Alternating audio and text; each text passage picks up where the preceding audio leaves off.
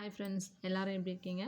எல்லோரும் வந்து டிஎன்பிசி வந்து எழுதி அவங்களுடைய மார்க்கை வந்து ஒவ்வொருத்தர் சொல்லியிருக்கீங்க. இன்றைக்கி வந்து நான் என்னுடைய மார்க் வந்து என்னன்றதை சொல்ல போகிறேன்.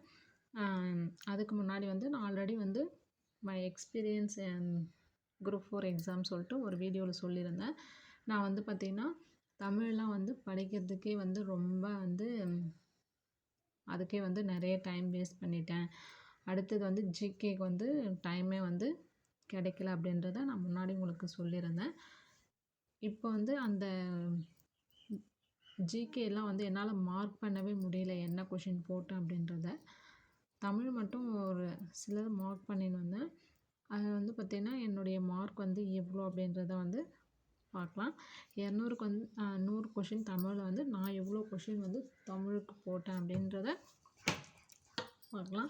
தமிழில் வந்து பார்த்திங்கன்னா நான் 60 கொஷின் போட்டிருக்கேன். ஜிகேலாம் வந்து பார்த்திங்கன்னா நான் வந்து மார்க் பண்ணின்னு வரல. அதனால் வந்து என்னால் வந்து ஜிகேவுடைய மார்க் வந்து எவ்வளோ அப்படின்றது, ஜிகே மேக்ஸ் அதெல்லாம் வந்து என்னால் மார்க் பண்ணின்னு வரல.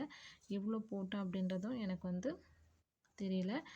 ரிசல்ட் வந்தால் தான் வந்து தெரியும் எவ்வளோ மார்க் வந்திருக்கு முழுசாக அப்படின்னு சொல்லிட்டு. ஏன்னா வந்து நம்ம வந்து முன்னாடி வந்து கவர்மெண்ட் கீ கொடுக்கறதுக்கு முன்னாடி வந்து ஒரு மார்க்காக இருந்தது.